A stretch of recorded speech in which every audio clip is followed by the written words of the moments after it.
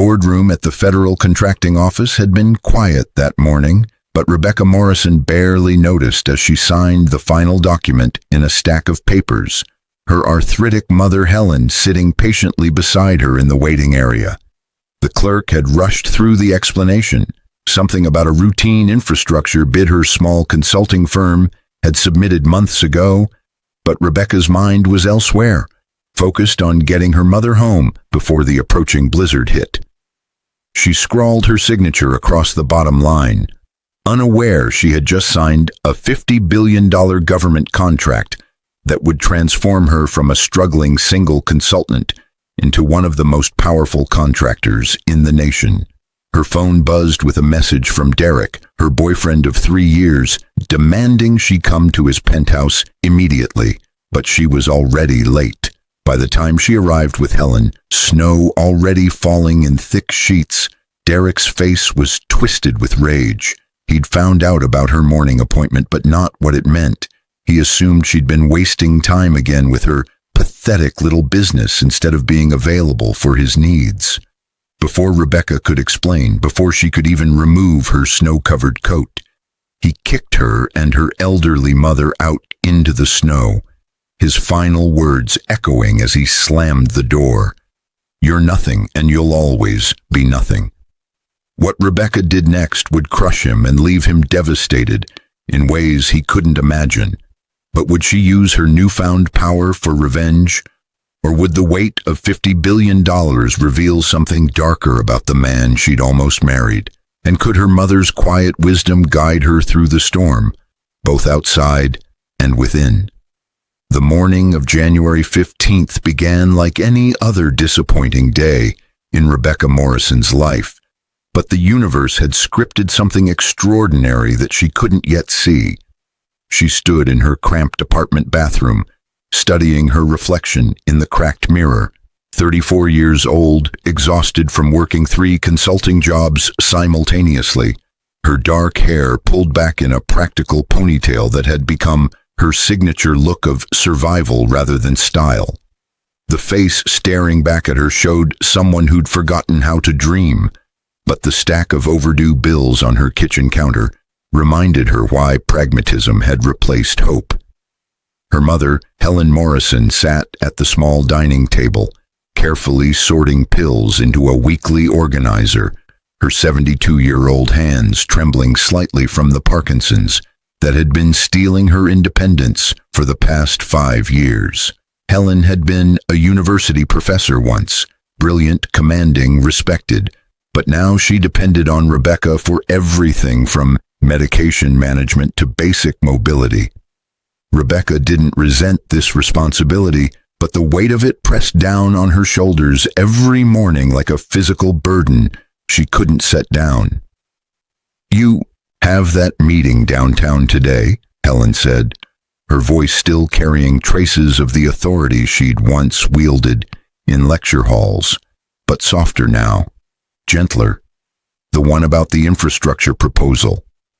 Rebecca nodded absently while checking her phone, seeing 3 missed calls from Derek and a text message that made her stomach tighten.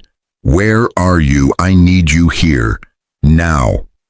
Derek Lancaster had seemed like salvation when they'd met 3 years ago at a networking event.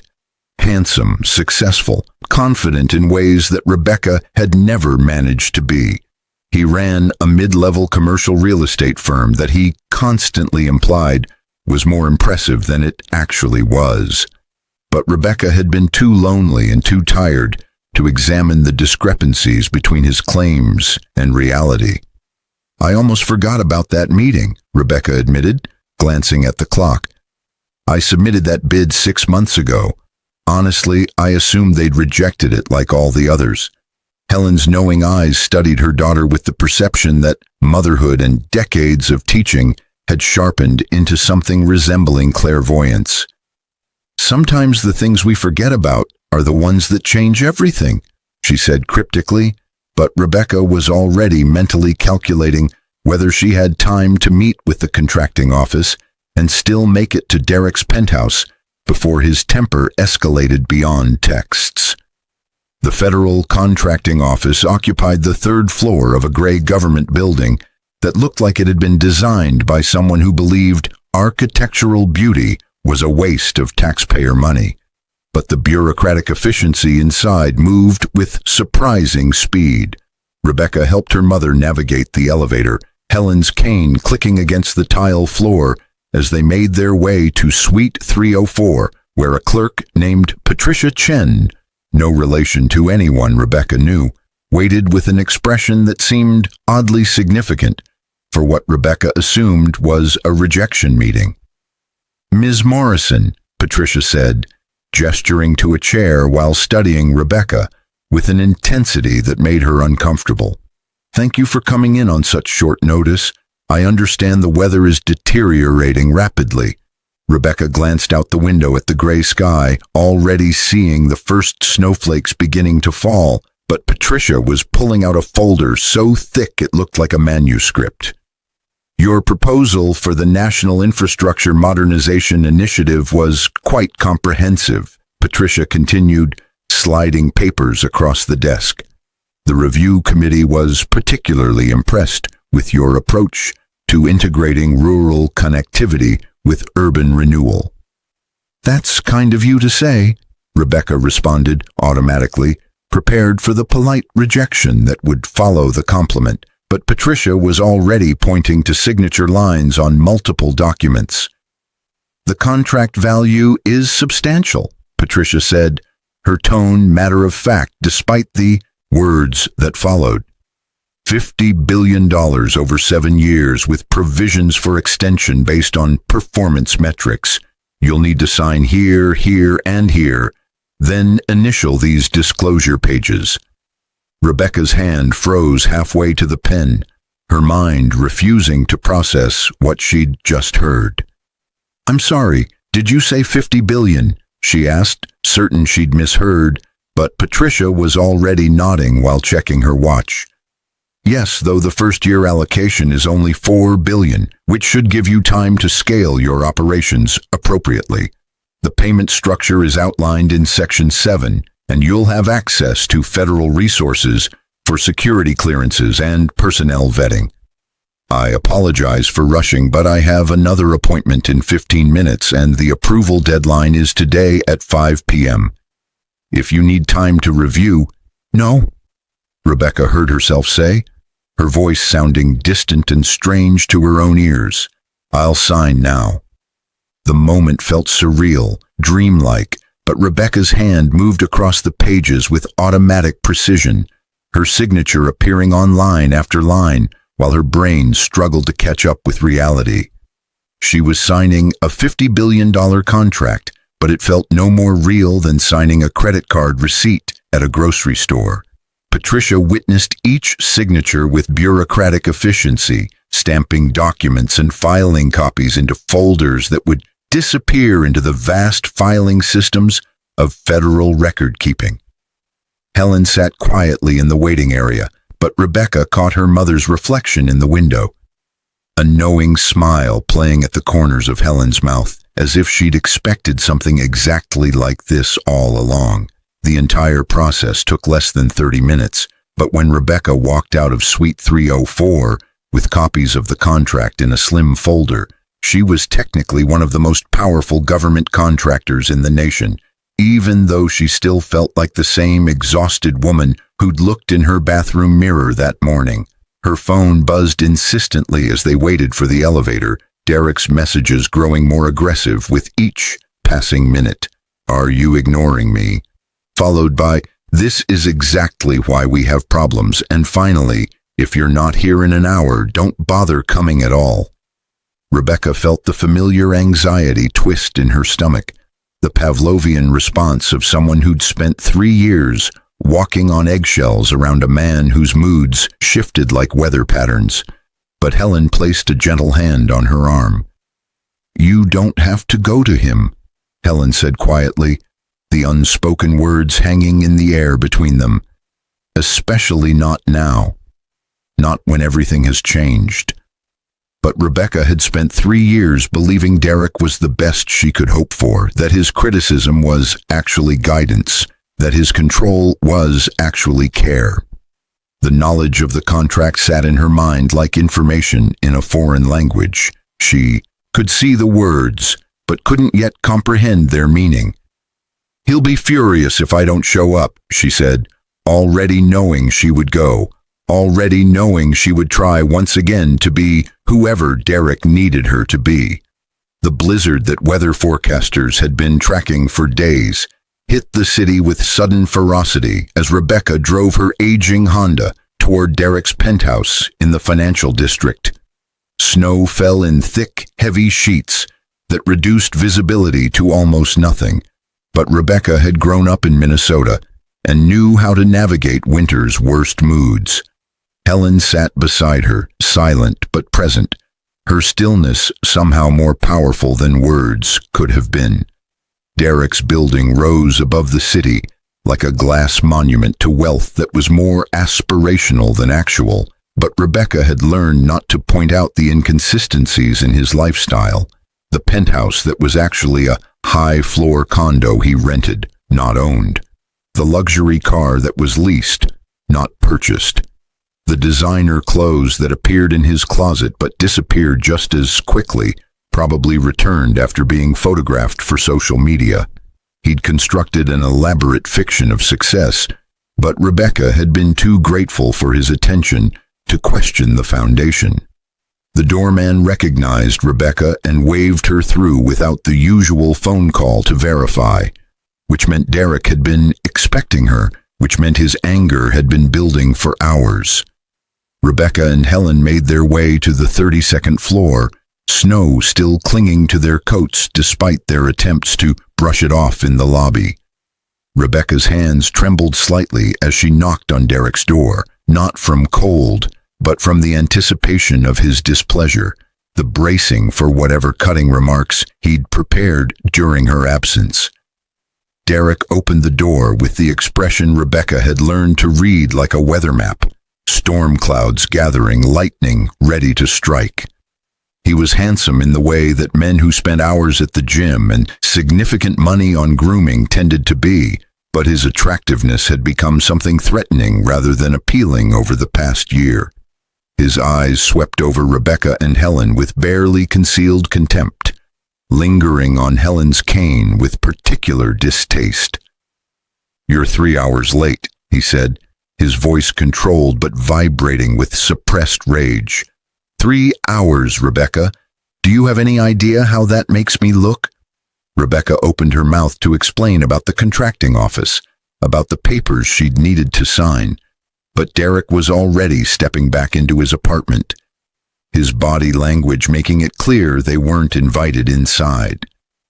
"I had a meeting that ran longer than expected," Rebecca said carefully, trying to calibrate her response to diffuse his anger rather than escalate it. "At the Federal Building downtown." "The Federal Building," Derek repeated mockingly, his tone dripping with derision. "Let me guess, another one of your pathetic little business ventures that will go nowhere, just like all the others. Meanwhile, I'm here trying to close actual deals with actual clients, and my girlfriend can't even show up when I need her." The words landed like physical blows, but Rebecca had developed armor against Derek's criticism over the past 3 years, a psychological shield that protected her from the worst of his verbal attacks. What hurt more was the way he looked at Helen, his disgust barely concealed as he took in her trembling hands and the cane she leaned on for support. "I'm sorry," Rebecca said automatically, the apology reflexive after years of conditioning. "The weather is getting worse. Maybe we should talk tomorrow when—" "Tomorrow," Derek interrupted, his laugh harsh and bitter. "There is no tomorrow, Rebecca. I'm done.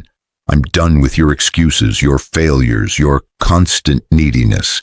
And I'm especially done with—" he gestured dismissively at Helen, "with having your mother as a permanent third wheel in this relationship."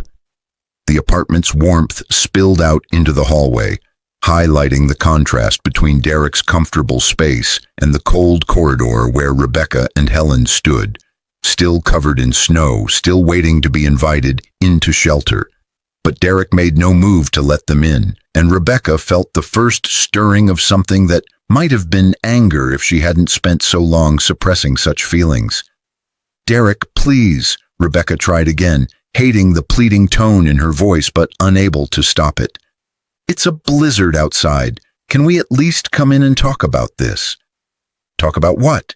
Derek demanded, his voice rising now, abandoning the controlled anger for something more volatile.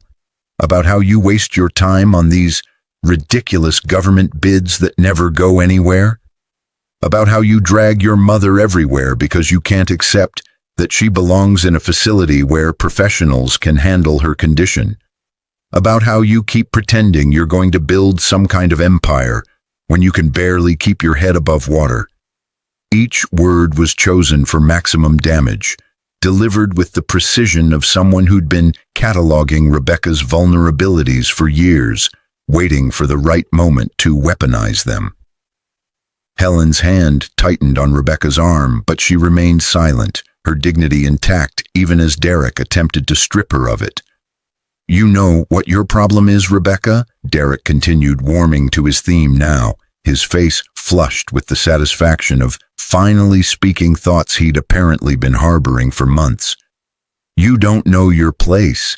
You think you're something special, but you're not. You're a struggling consultant with a dependent mother and delusions of grandeur. I've wasted 3 years trying to mold you into someone worthwhile, but you're just not capable of being what I need." The contract folder felt heavy in Rebecca's bag, the papers inside representing a reality so different from Derek's assessment that she felt dizzy from the cognitive dissonance. She should tell him, she thought. She should explain about the $50 billion, about the fact that her ridiculous government bid had just made her one of the most powerful contractors in the nation. But something held her back. Perhaps pride, perhaps wisdom, perhaps simply the desire to see how deep Derek's cruelty could go. "I think you should leave," Derek said, his tone shifting to something cold and final. "Actually, I know you should leave. This relationship is over, Rebecca. You're nothing and you'll always be nothing. I need someone who can match my success, my ambition, my vision for the future. You're just dead weight dragging me down." The snow outside had intensified, visible through the hallway windows as a wall of white that obscured everything beyond a few feet. Rebecca could hear the wind howling against the building, could feel the temperature dropping as the blizzard reached its peak intensity. "Derek," she said, trying one last time to reach whatever humanity might still exist beneath his anger. "It's dangerous outside. The weather service issued a severe warning. At least let us wait until—" "Get out," Derek said flatly, and then, before Rebecca could process what was happening, he placed his hand on her shoulder and shoved her backward toward the elevator. The push wasn't violent enough to knock her down, but it was forceful enough to make his intention clear. They were not welcome, not even to shelter from the storm. Helen stumbled slightly as Rebecca crashed into her, but Rebecca caught her mother before she could fall, her protective instincts overriding her shock at Derek's physical aggression. "You're kicking us out?" Rebecca asked, disbelief breaking through her carefully maintained composure. "In a blizzard? With my mother?" "You should have thought about that before you wasted my time," Derek responded, already closing his door. "Have a nice life, Rebecca. I hope your pathetic little business ventures work out better than this relationship did." The door slammed with the finality of a gunshot, leaving Rebecca and Helen standing in the hallway, snow still melting on their coats, the sound of Derek's deadbolt sliding into place, echoing in the sudden silence. For a long moment, Rebecca couldn't move, couldn't think, couldn't do anything but stare at the closed door and try to comprehend what had just happened. Derek had kicked her and her elderly mother out into the snow, had dismissed them like they were less than nothing, had revealed a capacity for cruelty that Rebecca had suspected but never fully witnessed until now. Helen's voice cut through Rebecca's paralysis, gentle but firm. "We should go, sweetheart. The storm isn't going to improve," and standing here won't change what just happened. They made their way back to Rebecca's car in silence, the wind whipping snow into their faces with such force that breathing became difficult.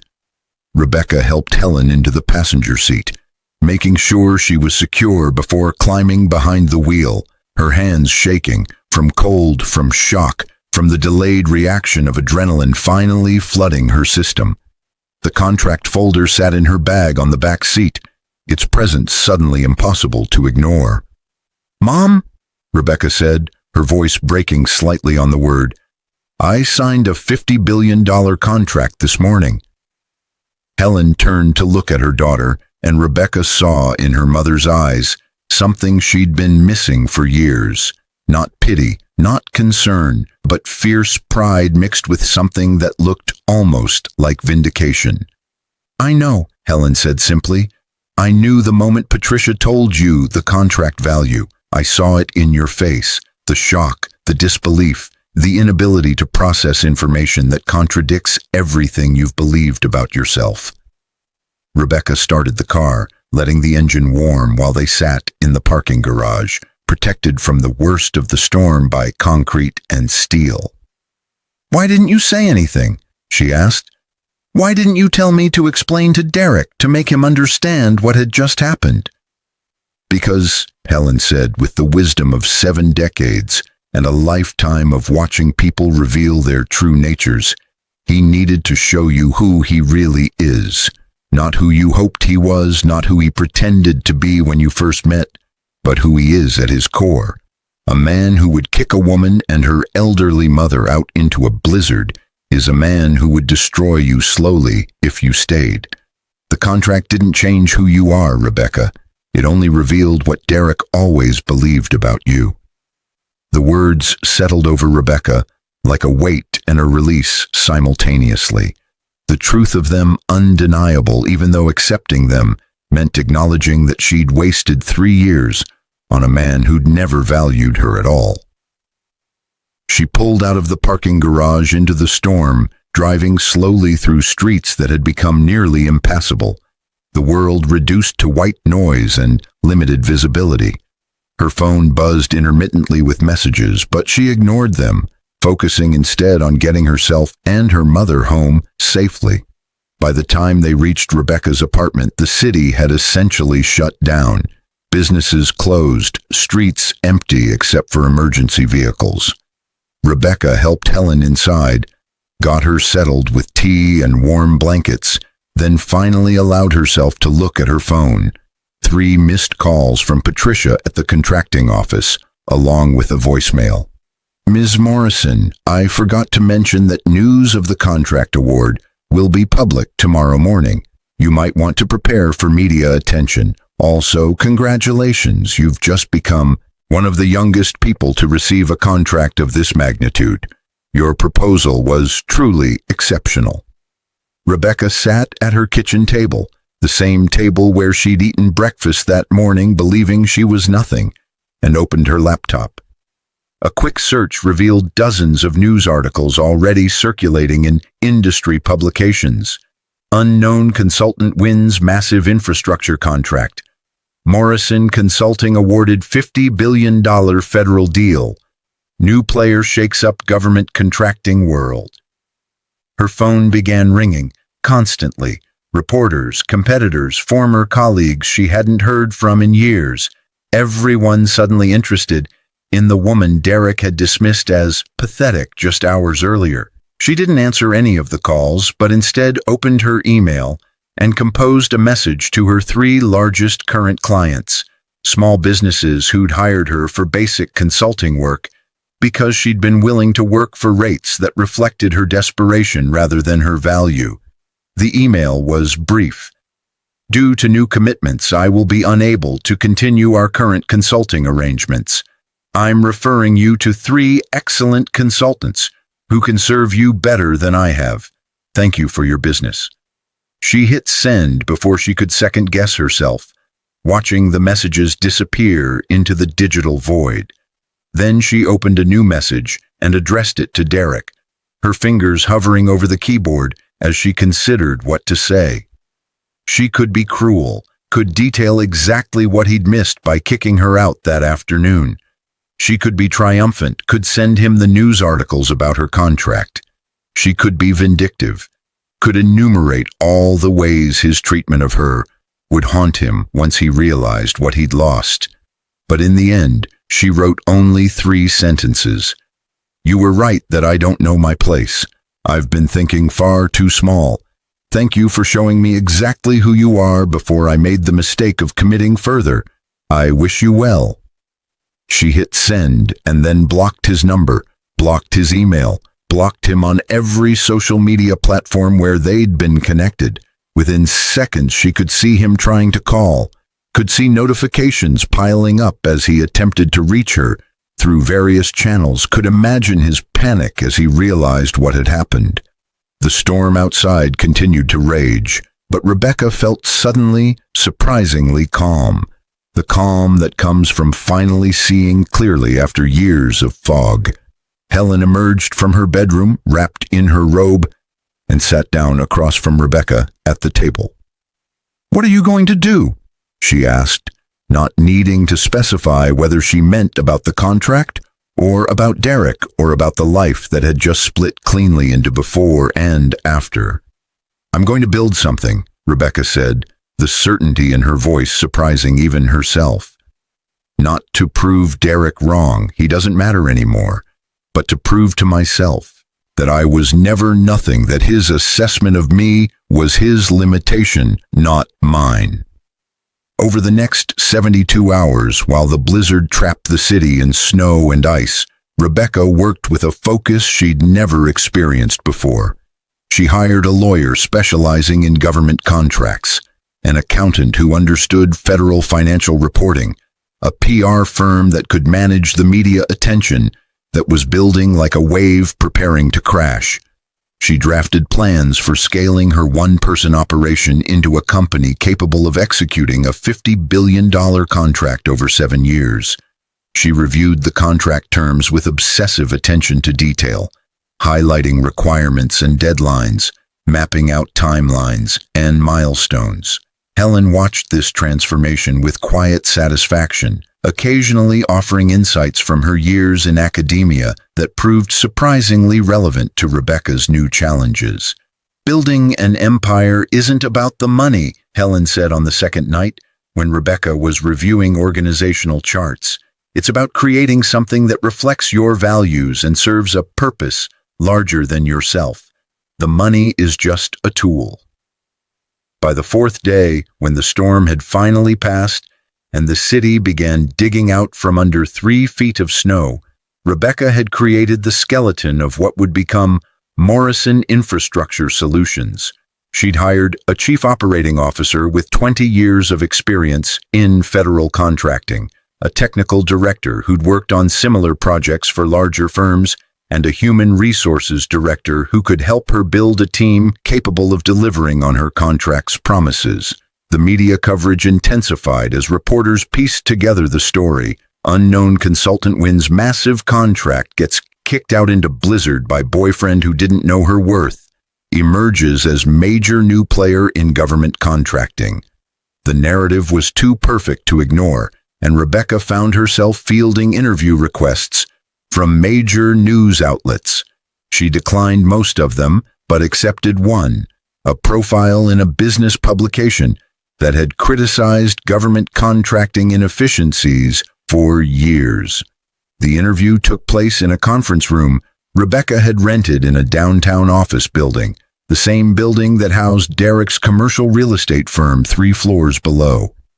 Rebecca chose the location deliberately, wanting to face whatever ghosts might linger in spaces where she'd once felt small. The reporter, a woman named Jennifer who'd built a career on investigating government waste, approached the interview with skepticism that gradually transformed into genuine interest as Rebecca explained her vision. "The infrastructure crisis isn't just about roads and bridges," Rebecca explained, articulating thoughts that had been forming since she'd first submitted her proposal 6 months earlier. "It's about connectivity, physical, digital, social. Rural communities are dying. because they lack the infrastructure to support modern businesses. Urban areas are strangling on congestion because their systems were designed for a different era. My proposal addresses both by creating integrated solutions that recognize the interdependence of American spaces. Jennifer's pen moved rapidly across her notepad, but her eyes remained focused on Rebecca's face.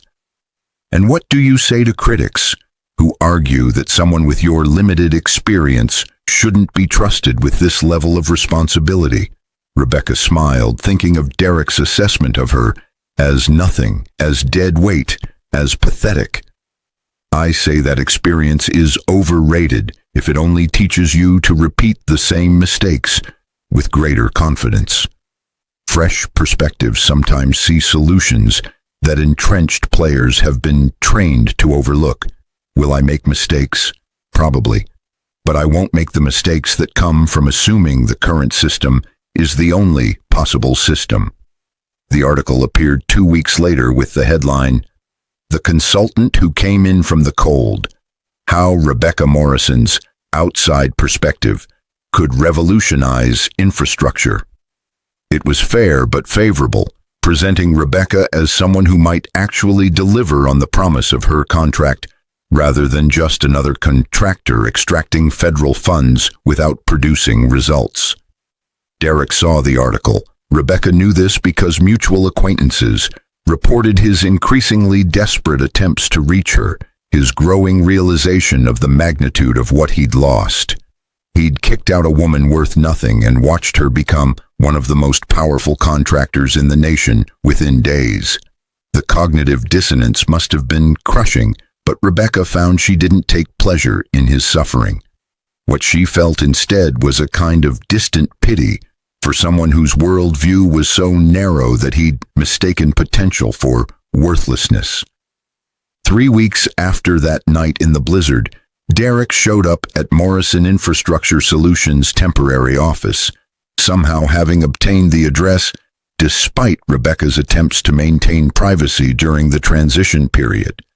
Rebecca's new security detail, a requirement for contractors handling sensitive infrastructure projects, informed her of his presence in the lobby, asking whether they should remove him. Rebecca considered her options. She could refuse to see him, could have him escorted out, could maintain the boundary she'd established when she'd blocked his number.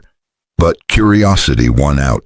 She wanted to see what he would say, wanted to understand what drove someone to such spectacular miscalculation of another person's worth. Derek looked diminished when he entered her office, his confidence eroded by weeks of watching Rebecca's star rise, while his own limited success became painfully apparent by comparison.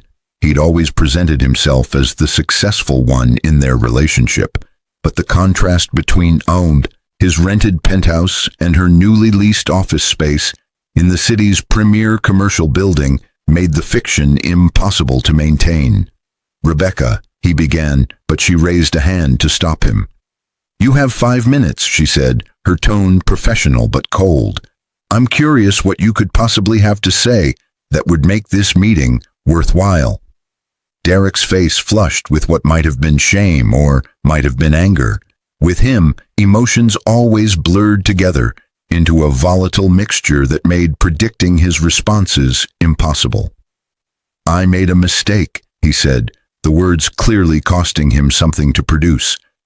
"I didn't understand what you were building, didn't see your potential. If I'd known about the contract—" "Stop," Rebecca interrupted, leaning back in her chair and studying him with the kind of clinical interest a researcher might show examining a specimen. "If you'd known about the contract, what? You would have pretended to value me? You would have faked respect for my mother? You would have treated us like we mattered? The problem isn't that you didn't know about the contract, Derek. The problem is that you kicked a woman and her elderly mother out into a blizzard because you genuinely believed we were worthless. The contract didn't change who I am. It only revealed who you've always been." The words landed like hammer blows, and Derek visibly flinched with each one. "I want another chance," he said, his voice taking on a pleading quality that Rebecca had never heard from him before. "I can be different. I can be the partner you need, now that your circumstances have changed." "Now that my circumstances have changed," Rebecca repeated, the phrase hanging in the air between them like an accusation. "That's exactly the problem. You want access to my success, but you contributed nothing to building it. In fact, you actively worked against it for 3 years, criticizing my ambitions, mocking my proposals, making me feel small so you could feel large by comparison." Derek tried again, his desperation becoming more apparent with each failed approach. "We had 3 years together. That has to mean something. I know I wasn't always supportive, but I can change. People change when they have the right motivation." Rebecca stood, signaling that the conversation was approaching its end. "You're right that people change when they have the right motivation, but your motivation isn't to become a better person. It's to access resources you want to exploit. I hope you do change, Derek.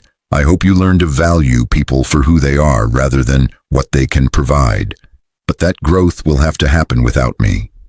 She gestured to her security detail, who'd been waiting just outside the office door. "Please escort Mr. Lancaster out of the building and add him to the prohibited visitors list." Derek's face cycled through several expressions: shock, anger, humiliation, before settling on something that might have been genuine devastation. "You're making a mistake," he said as security moved to flank him. "You're going to regret this." "Maybe," Rebecca acknowledged, "but I'd rather regret leaving you than regret staying with someone who kicked me out into a blizzard." After Derek left, Rebecca sat in her office for a long time, processing what had just happened. She'd expected to feel triumphant, vindicated, satisfied by his obvious regret. Instead, she felt oddly empty.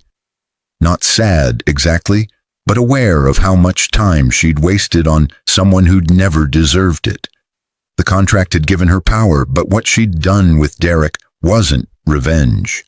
It was simply boundary setting, the act of finally valuing herself enough to refuse access to someone who'd proven he would only cause harm. Helen had been right that night in the car after Derek had kicked them out. He'd needed to show Rebecca who he really was, and she'd needed to see it clearly without the distorting lens of hope or denial.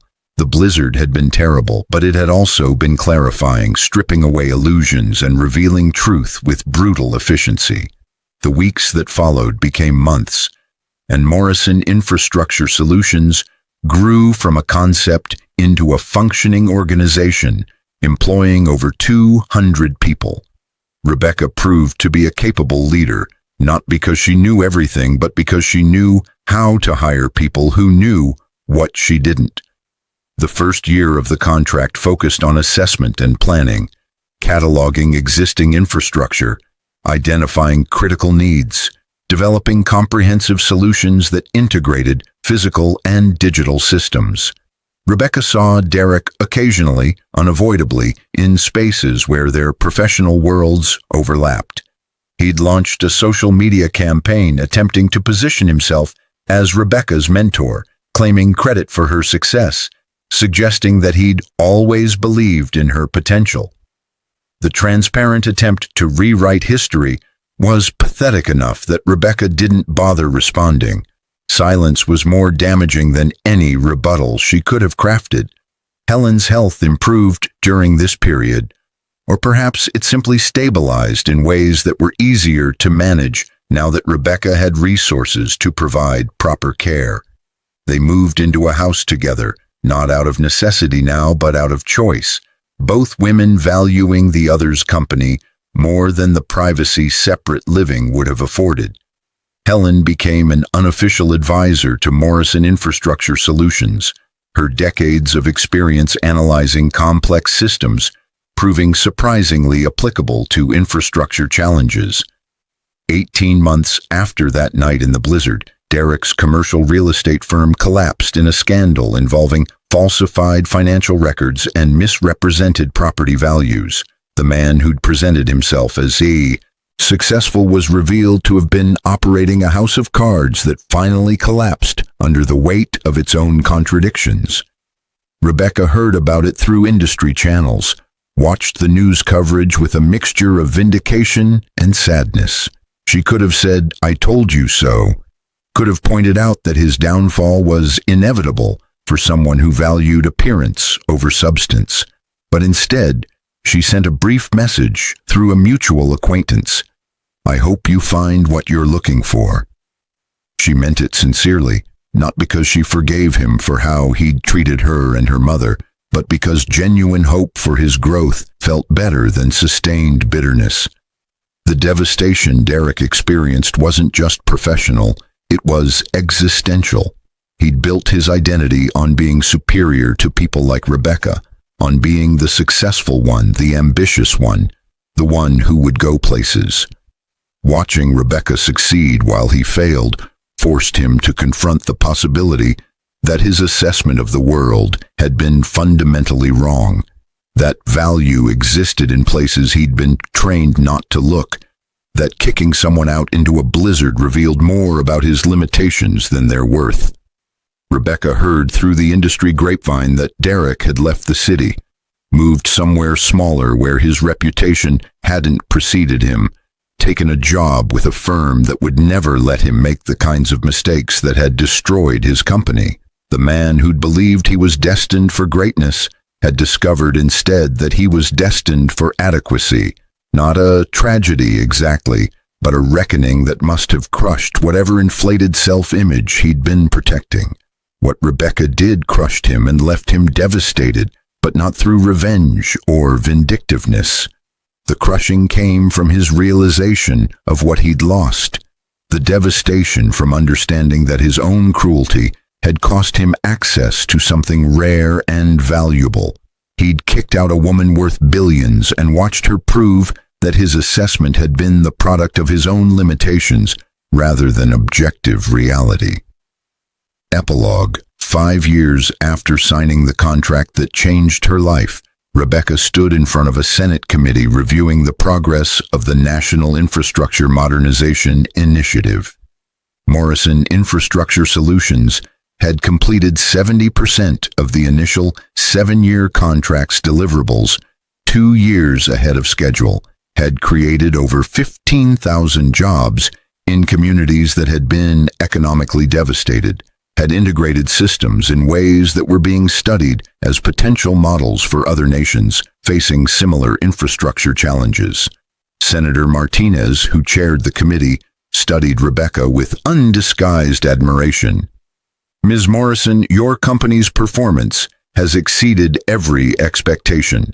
The question before this committee is whether to award you the contract extension for an additional 5 years and $30 billion. Can you explain why we should have confidence that you'll continue to deliver at this level?"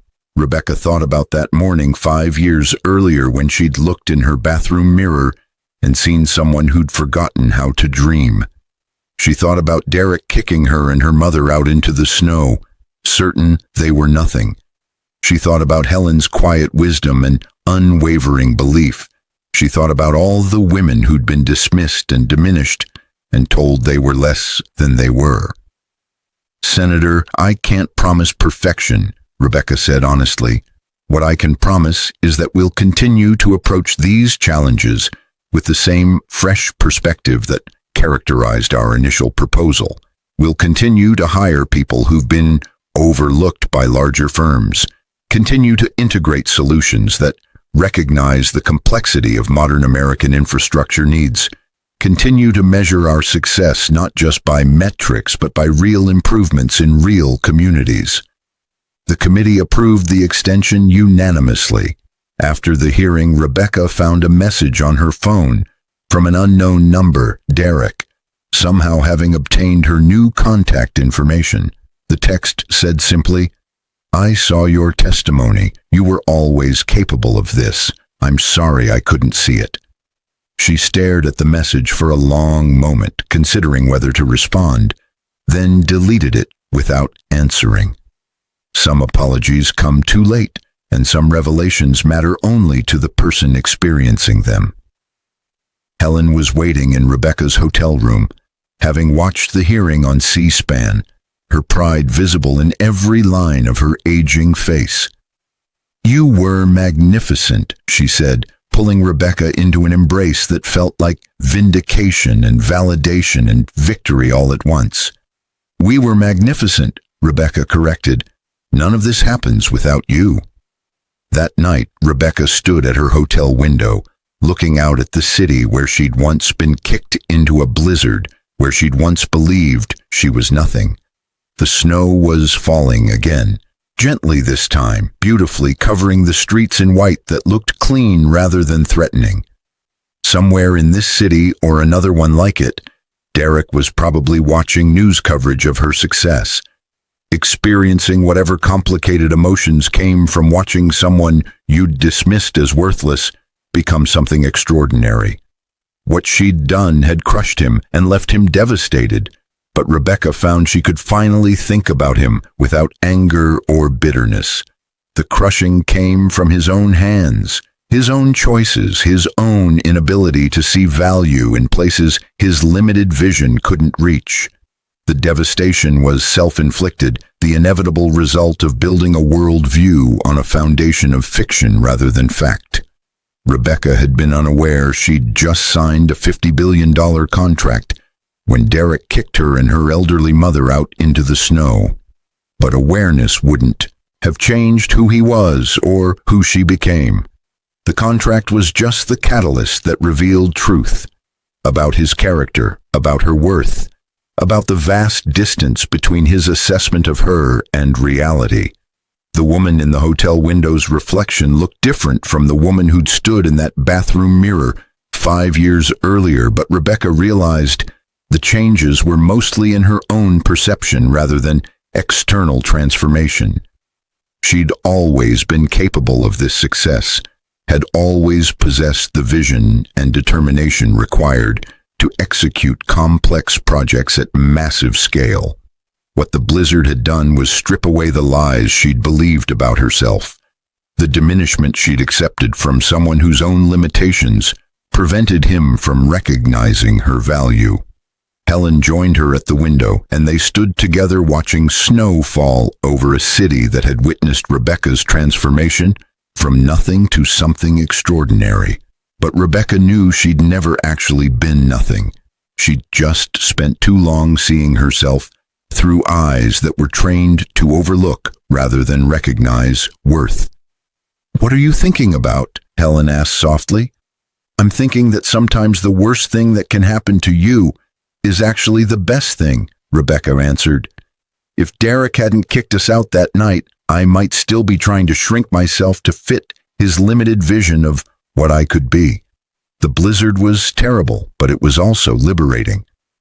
Helen nodded, her wisdom affirming what Rebecca had learned through experience.